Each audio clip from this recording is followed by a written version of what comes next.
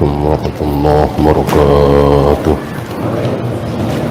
إن الحمد لله نحمده ونستعينه ونستغفره ونعوذ بالله من شرور أنفسنا ومن سيئات أعمالنا.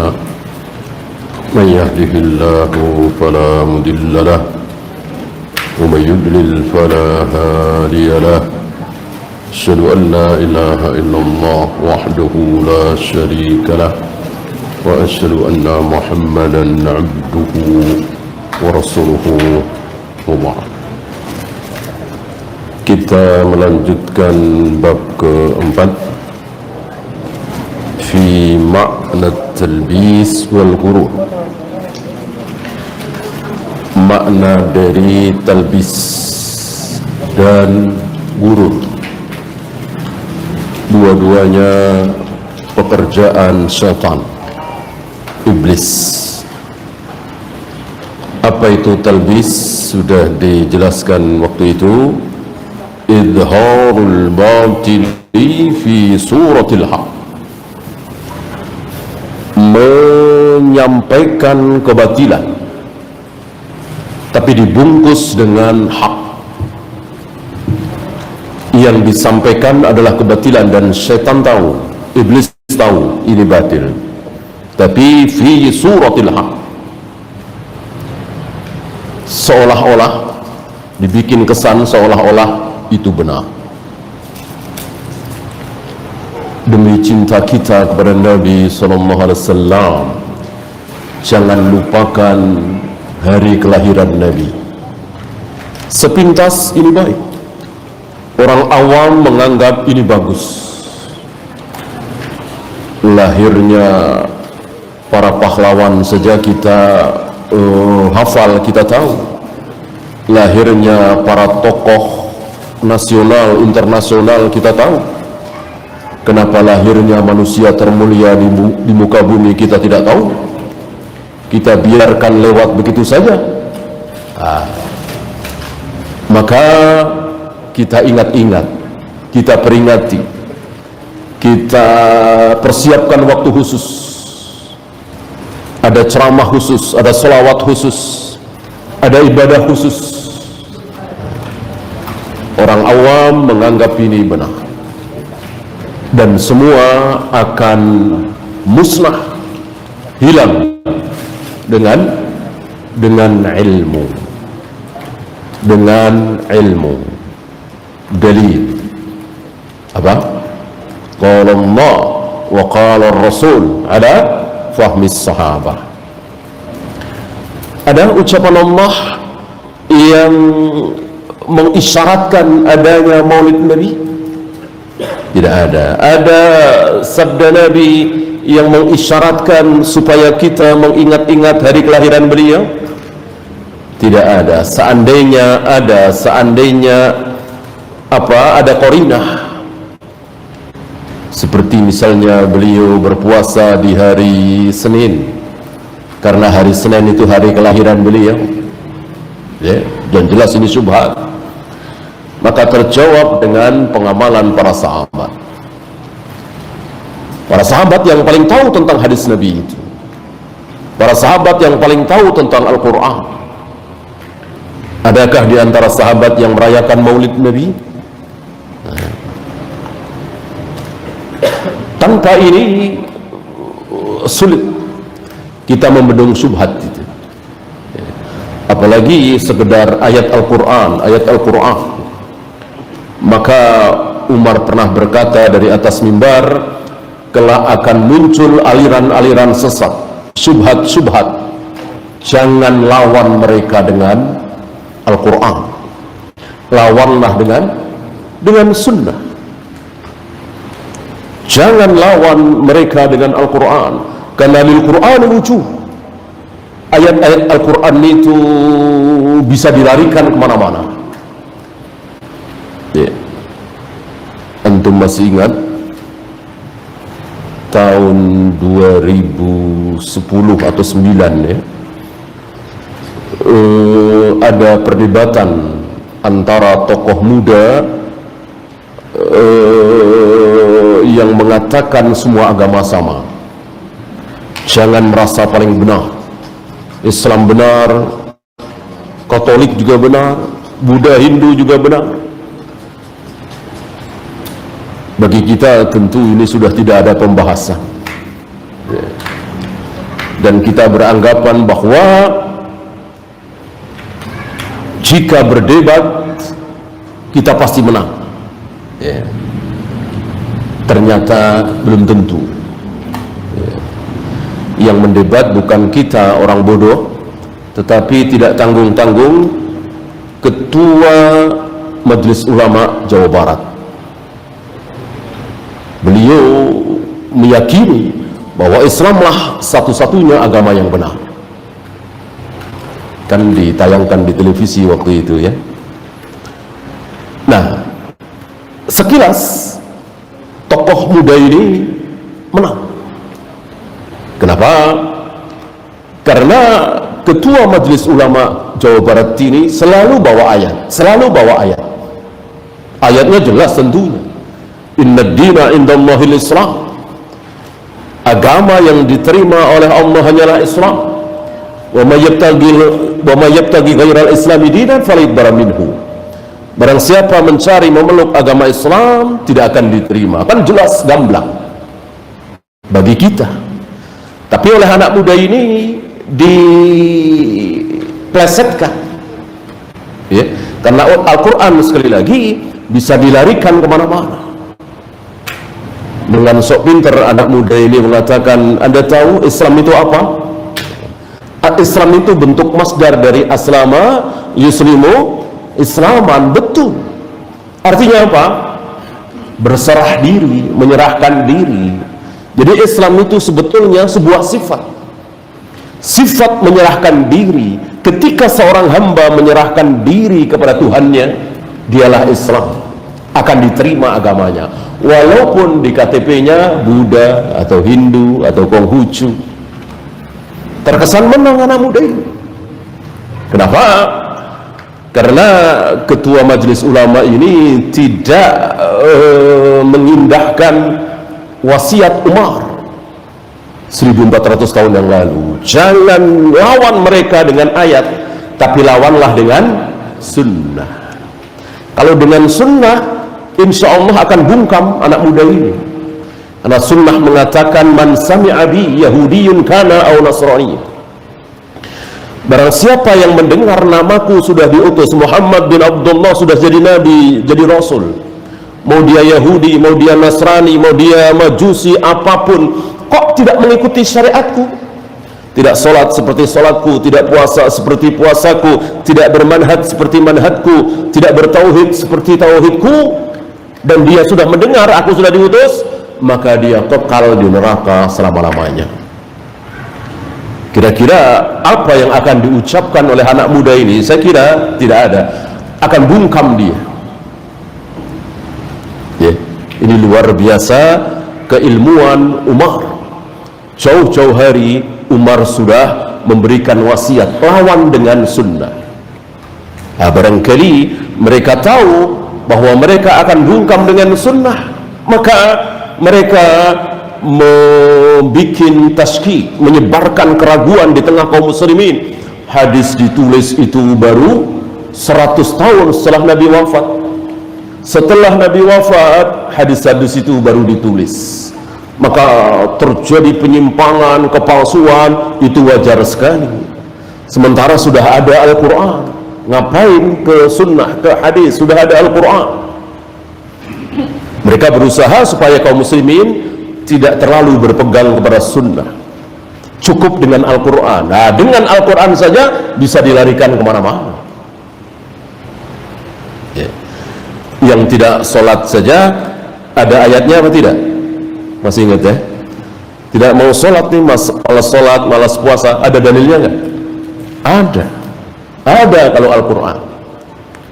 Wa'bud rabbaka hatta ya'tiyakal yakin. Ini dalil yang dipakai oleh mereka bahwa tidak sholat tidak apa-apa. Ini luar biasa ya, keilmuan Umar. Al-Quran bisa ditafsirkan kemana-mana. Oleh karena itu insya Allah pasti seseorang akan sesat kalau hanya memakai Al-Quran tanpa hadis, tanpa sunnah. Karena yang paling tahu tentang Al-Quran siapa? Nabi SAW. Diteruskan oleh para sahabat ridwanullah alaihim jami'an.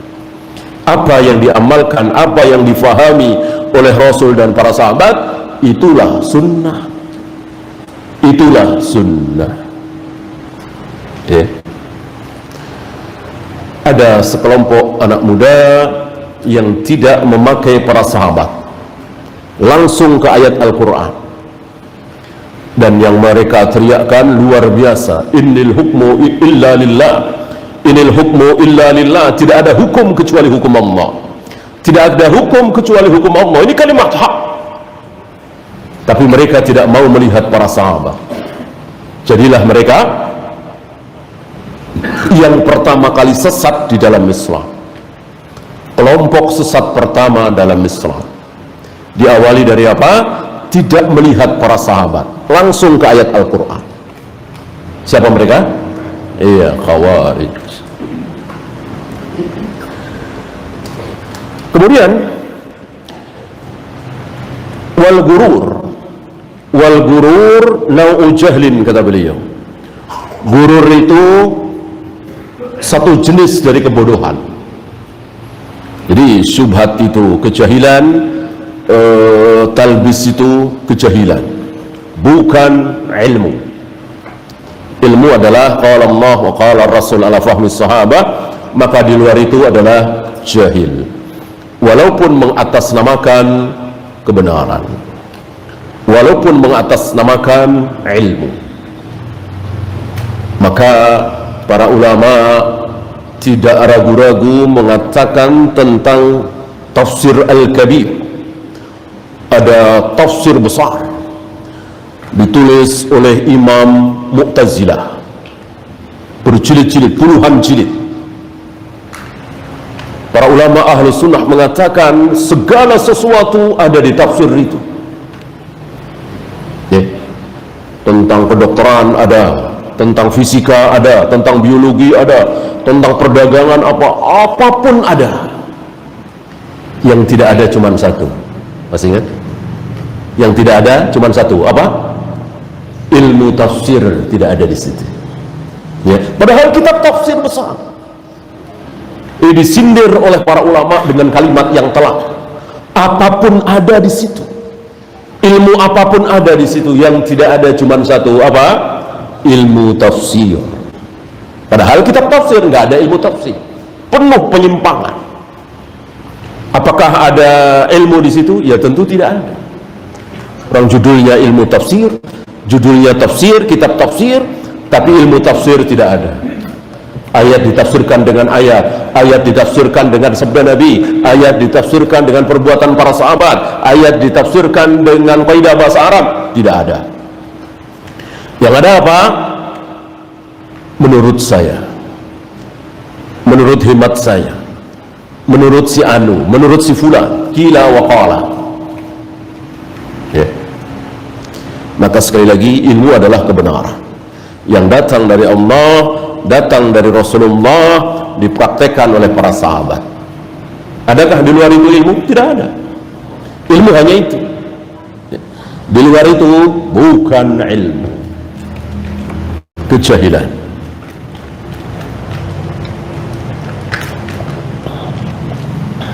Kemudian beliau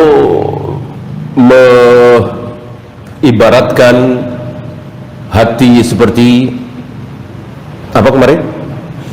Wa'lam annal qalba kal hisan. Hati itu seperti benteng. Jadi yang bisa membentengi serangan-serangan iblis syaitan adalah hati. Adalah hati. Dan di dalam hati itu ada apa? Ada akal. Di dalam hati itu ada akal. Orang yang mengatakan akal kita menunjuk ke hati sering disalahkan, padahal itu benar. Di dalam hati itu ada apa? Ada akal. Maka Allah menegaskan hati orang-orang kafir. Walahum qulubun la ya'qiluna biha. Mereka punya hati, tapi dengan hati itu mereka tidak berakal. Berarti menunjukkan bahwa akal itu di dalam hati. Di dalam hati itu ada akal.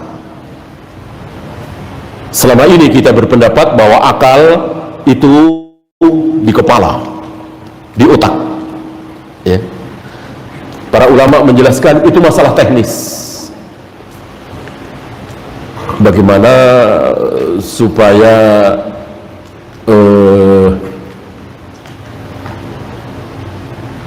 X ditambah 50 ini menjadi 90. Itu ada di otak, ada di kepala, teknisnya, ya.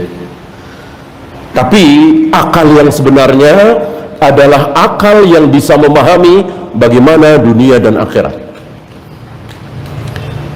Ketika seseorang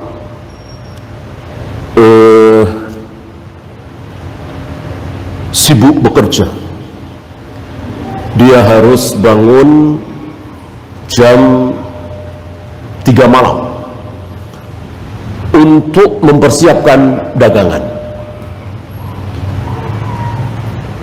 Dia sudah mulai sibuk dari jam 3 itu,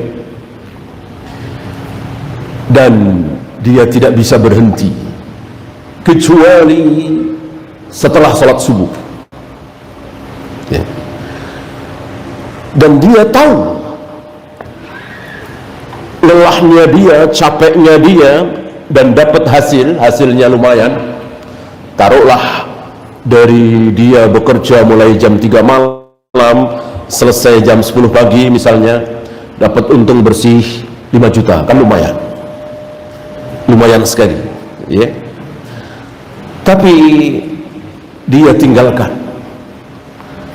dia memilih keuntungan yang cuma 1.500.000, tapi subuh berjamaah tidak tertinggal, apalagi qobliyah subuh, ya. Dia yakin betul dengan sabda Nabi bahwa pekerjaan dia dari jam 3 malam sampai jam 10, hasil bersih 5 juta kalah dengan 2 rakaat qobliyah subuh. Bahkan 2 rakaat qobliyah subuh mengalahkan kerja seharian, bahkan hasil di muka bumi seluruhnya. Raka'atani qoblal fajri khairum minad dunya wa ma fiha. 2 rakaat qobliyah subuh lebih baik dari dunia seisinya, ya. 5 juta, 10 juta kecil sekali. Yang sekian triliun itu kalah dengan 2 rakaat qobliyah subuh. Itu baru qobliyah subuh, belum subuhnya, ya. Ini akal, ini yang betul-betul akal. Ini yang orang-orang kafir disinggung oleh Allah, walahum qulubun la yafqahuna biha la ya'qiluna biha. Mereka memiliki hati, tetapi dengan hati itu mereka tidak berakal. Yang sedikit dikejar mati-matian, yang sedikit dikejar habis-habisan, yang besar sekali dia lupakan. Apa? Akal. Ada di mana? Ada di hati, ya. Kita berbicara kepada orang-orang yang beriman dengan sabda Nabi. Antum pasti percaya dengan sabda Nabi tadi.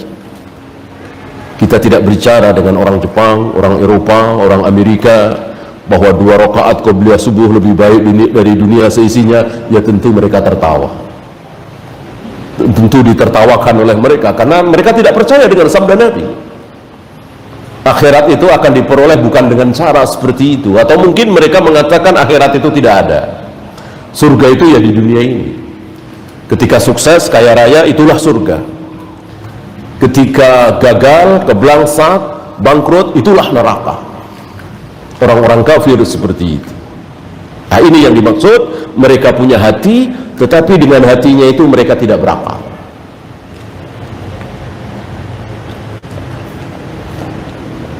Nah, hati itu seperti apa kemarin? Benteng. Seperti benteng yang bisa membentengi tangan kita, kaki kita, lisan kita, mata kita untuk berbuat maksiat. Yang bisa membentengi adalah hati kita. Ketika kita marah, bermaksud mau memukul lawan kita, dibentengi oleh hati. Ketika kaki kita mau kita langkahkan ke tempat maksiat, siapa yang membentengi? Hati. Ketika lisan kita mau mengeluarkan cacian, makian karena emosi, siapa yang bisa membentengi? Hati. Ya. Ala fil jasadi mudghah. Ketahuilah bahwa di jasad kalian ada segumpal daging atau segumpal darah. Kalau itu baik, baik semuanya. Kalau itu buruk, buruk semuanya. Apa segumpal itu? Ala wahiyal qalbu. Hati. Inilah benteng. Di depan benteng itu, ini ibarat ya, untuk memudahkan permisalan. Di depan benteng itu ada apa kemarin? Ada pagar tembok. Ada pagar tembok. Walisuri abwab.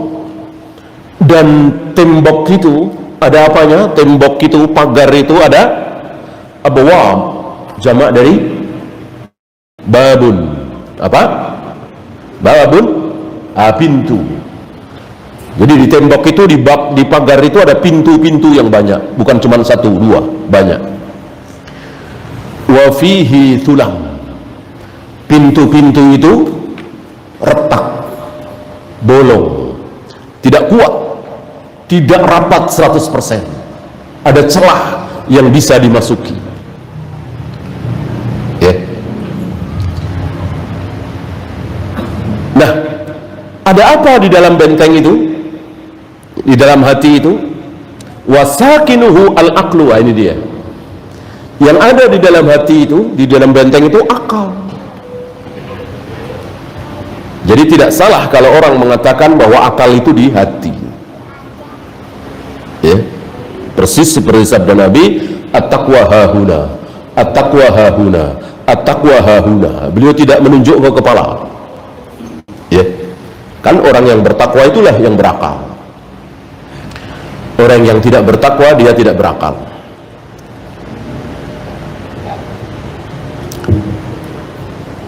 Wal malaikatu tataraddadu ila zalikal hisan. Malaikat itu bolak-balik menjaga benteng itu. Jadi ada pasukan yang menjaga benteng itu. Siapa? Para malaikat. Ya. Ini sesuai dengan sabda Nabi alaihi salatu wassalam, setiap manusia ada apanya? Ada malaikatnya dan ada jinnya, ada korinnya. Korin dari malaikat, korin dari syaitan. Ya, sudah lewat pembahasan itu. Bahkan Nabi ditanya, apakah termasuk engkau ya Rasul? Nabi menjawab, iya apa tidak? Iya. Iya, termasuk beliau. Beliau ada korinnya, ada syaitannya, ada jinnya. Cuma perkecualiannya bahwa korin itu ditaklukkan oleh Nabi, takluk kepada Nabi sallallahu alaihi wasallam. Wa ila janibihi rabadun fihi hawa.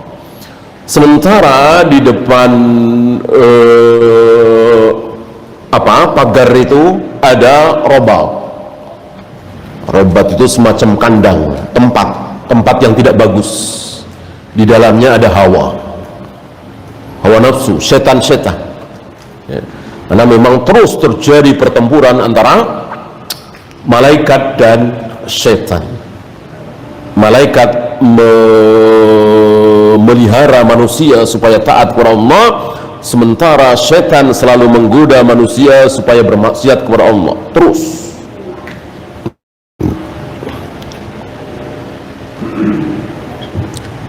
Wasyayatinu takhtalifu ila dzalika ar-rabab. Setan-setan itu selalu berada di robat itu. Kalau malaikat ada di benteng, kalau setan-setan itu ada di tempat semacam kandang itu, ya. Jadi dua pasukan, pasukan yang hak dan pasukan yang batil. Ini dalam diri seseorang, dalam satu hati, ya. Luar biasa pertentangan antara hak dan batil. Maka mimpi kalau orang mengatakan bahwa biarkan berjalan bersama, yang Yahudi, yang Nasrani, yang kaum muslimin, yang Buddha, Hindu, tidak saling menyerang, tidak saling membunuh, tidak saling membantai, berjalan beriring, saling membantu dalam segala hal, berdamai, ya, ini hayyan. Tidak mungkin terjadi. Walan tajida li sunnatillahi tabdila. Tidak mungkin sunnatullah apa? Tidak mungkin sunnatullah berubah. Allah telah membuat sunnatullah, aturan Allah, ketetapan Allah, dan ketetapan Allah ini tidak mungkin berubah sampai hari kiamat. Apa salah satu ketetapan Allah yang tidak mungkin berubah?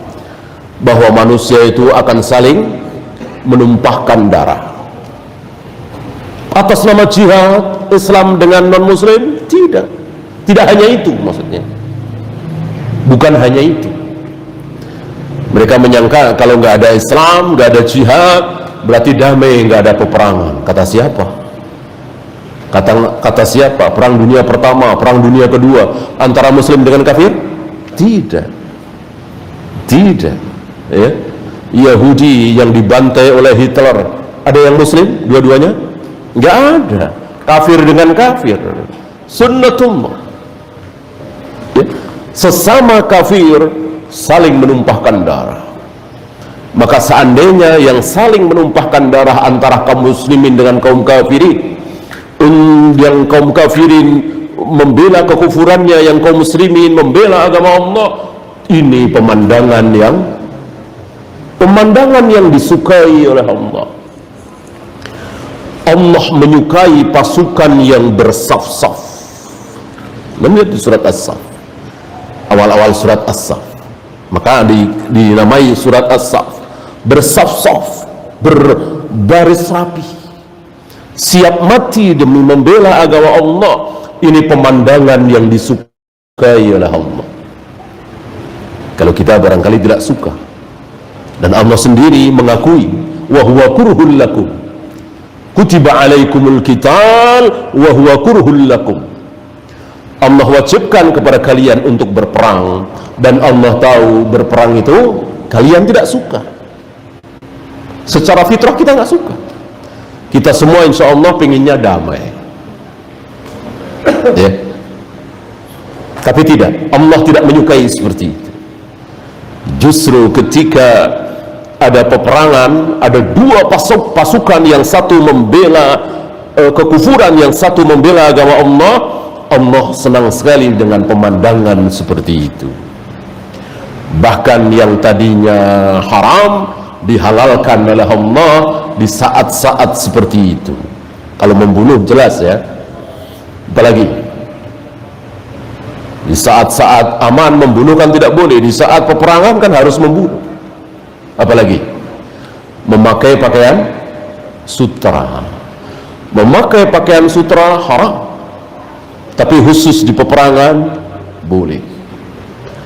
Berbohong, membikin tipu daya haram, tapi dalam peperangan boleh. Berjalan dengan berlagak, menyombongkan diri, digagah-gagahin, Allah tidak suka, tapi khusus dalam peperangan boleh.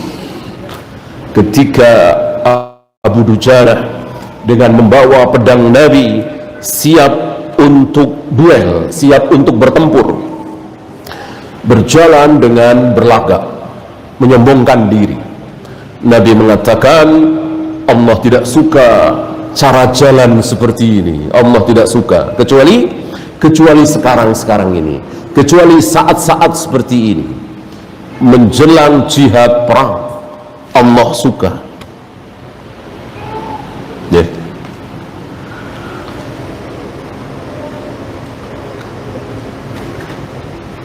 wasyayatinu takhtalifu ila dhalika rabat min ghairi mani'in. Setan-setan itu selalu berada di robat tadi, di tempat tanpa ada yang menahan.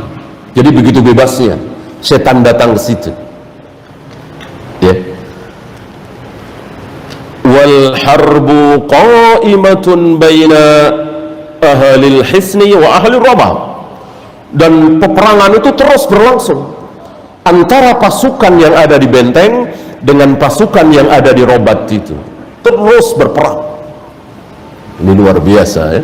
Kalau kita tahu melihat apa yang ada di hati, itu satu manusia, ada pasukan malaikat, ada pasukan setan.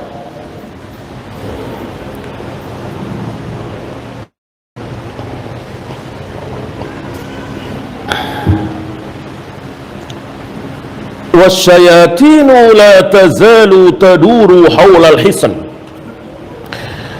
Setan-setan itu selalu mengitari sekitar benteng itu, tidak pernah lengah, terus mengawasi benteng itu. Kapan bisa masuk benteng ini?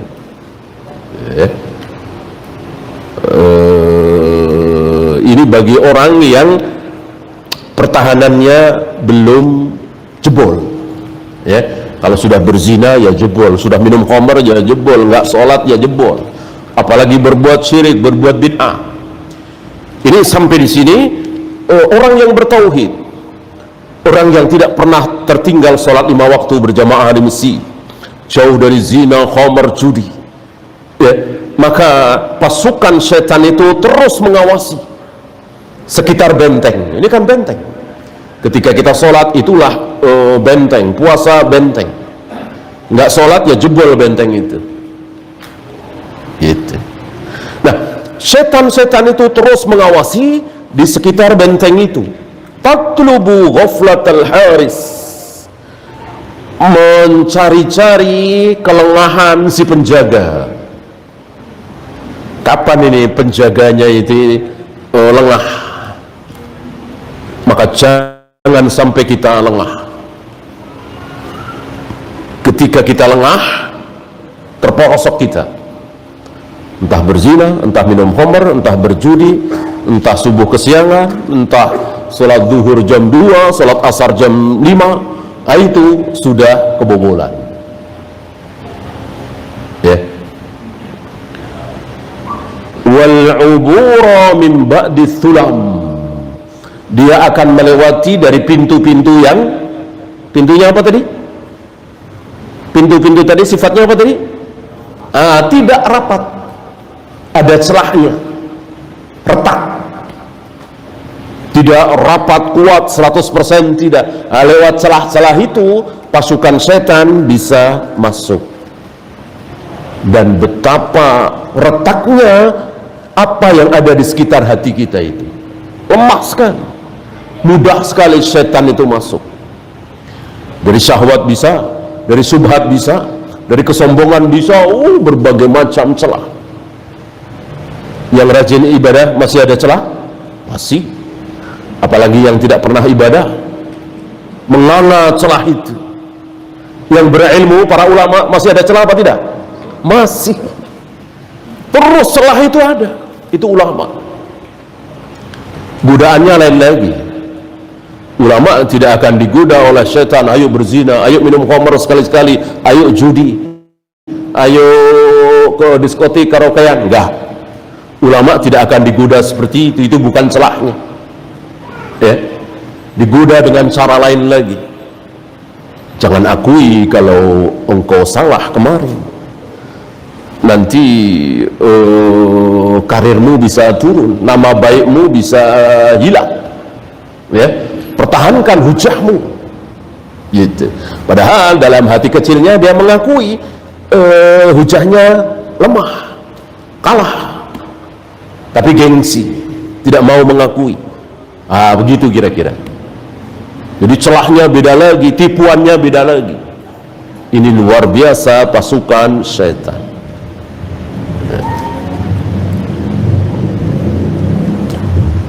Fayambagi lil harisi ay ya'rifa jami'a abwabil hisan.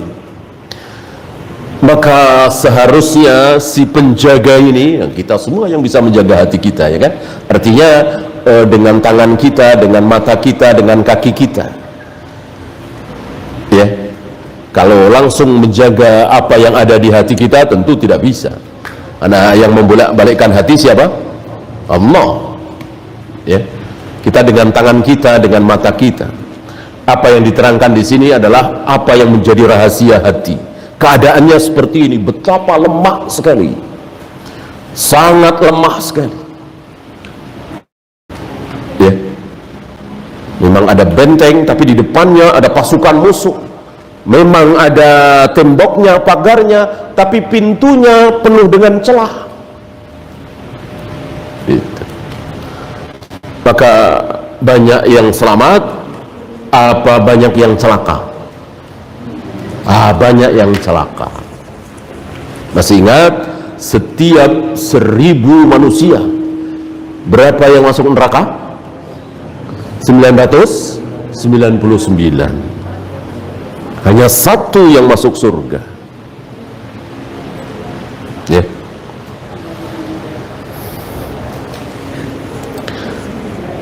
Alladzi qad wukila bihifdhihi, di mana dia si penjaga itu telah ditugasi untuk menjaganya itu. Ya, si Haris ini, si penjaga ini telah ditugasi, maka dia harus waspada. Jangan sampai membiarkan celah-celah itu dimasuki oleh musuh. Ya. Maka Nabi tidak membiarkan walaupun celah itu sedikit sekali. Ya. Walaupun kemungkinan itu cuma 1%. 99% dua orang Ansor ini tidak mungkin suudzon terhadap Nabi sallallahu alaihi wasallam ketika Nabi malam-malam berduaan dengan siapa kemarin? Dengan Safiyah, istri beliau. Tapi dua orang laki-laki Ansor ini kan tidak tahu kalau itu Safiyah. Dan ini terjadi kan setelah turunnya ayat hijab. Artinya semua istri-istri Nabi sudah pakai cadar. Ini siapa tentu tidak tahu. Ya. Kalau boleh dihitung, insya Allah 99% dua orang Ansor ini nggak akan suudzon kepada Nabi. Hanya 1% sajalah. Tapi 1% ini tidak dibiarkan oleh Nabi, ditutup rapat. Maka segera dua orang ini dipanggil oleh Nabi Sallallahu Alaihi Wasallam dan dikatakan, ini Safiyah, ini istriku. Langsung dua orang Ansor tadi mengucapkan apa kemarin? Subhanallah, Subhanallah. Maksudnya tidak mungkin kami suudzon terhadap engkau ya Rasul. Tidak usah engkau tunjukkan bahwa ini istrimu, insya Allah kami tidak suudzon. Kira-kira begitu maksudnya, ya. Lalu Nabi katakan bahwa aku mengkhawatirkan setan yang ada di jalan darahmu itu akan menipu engkau, karena setan berjalan di jalan darah. Wa alla yafturu anil hirasati lahdatan, jangan sampai si penjaga ini lengah walaupun sekejap. Kenapa? Fa innal aduwa ma yafturu, karena musuh itu, para musuh, para setan tidak pernah tidak mengintai, terus mengintai terus. nggak ada istirahat. Terus iblis tidak pernah istirahat untuk menggoda manusia. Maka sekali kita lengah, kena. Ya. Dan itu yang sering kita alami, lengah. Nanti akan ada urutannya ya. Walaupun ini urutan terakhir, tapi tetap lengah itu tidak boleh. Urutan terbesar yang sangat disukai oleh iblis syaitan, yang sangat membahayakan manusia adalah jahil. Ketika jahil, seseorang jahil tidak tahu mana yang hak, mana yang batil, mana yang sunnah, mana yang bid'ah, mana yang syirik, mana yang tauhid. Oh, ini nomor satu yang paling disukai oleh iblis, kebodohan. Ya, seperti apa yang terjadi pada diri orang-orang kufar atau sebagian kaum muslimin yang terkena syubhat, ini sangat disukai oleh iblis, oleh syaitan. Dan berat sekali bagi manusia untuk selamat kalau sudah ke situ, kecuali yang dirahmati oleh Allah. Ya. Orang-orang kafir yang beragama Buddha, Hindu, Konghucu, bahkan ateis, mereka merasa benar. Mereka merasa sedang berada dalam kebenaran. Maka mudah sekali bagi iblis. Ini yang paling disukai oleh iblis. Kejahilan. Yang di bawahnya al-hawa, hawa nafsu. Pengen berzina, pengen minum khamar, pengen berjudi, pengen berbuat maksiat, malas sholat, malas puasa. Ini yang kedua. Ya, ini bukan yang nomor satu. Artinya apa? Artinya orang yang melakukan ini semua tahu bahwa itu salah, gitu. Tapi mereka nekat. Ini adalah hawa. Yang terakhir ghaflah. Lengah, gitu. Ini yang paling rendah, tapi tetap salah adalah salah. Maka jangan sampai kita lengah. Ya. Lengah sebentar, tetap lengah, gitu ya. Karena lengah tidak ingat kepada penjagaan tadi, maka ketika lengah setan datang. Ya, dia lihat pada hal haram, lengah. Walaupun akhirnya astagfirullah, dosa. Tapi udah 10 menit baru astagfirullah. Ya, maunya kan begitu melihat haram langsung astagfirullah, nundukkan pandangan. Ini enggak, ya udah 10 menit baru astagfirullah. Ya, ya dosa 10 menit. Gitu. Walaupun ya akhirnya astagfirullah. Ini kira-kira lengah. Seperti itu terus yang dilakukan oleh syaitan. Ya, kita salat dulu. Sallallahu ala Muhammadin sallallahu alaihi wasallam. Wa akhiru da'wana alhamdulillahi rabbil alamin.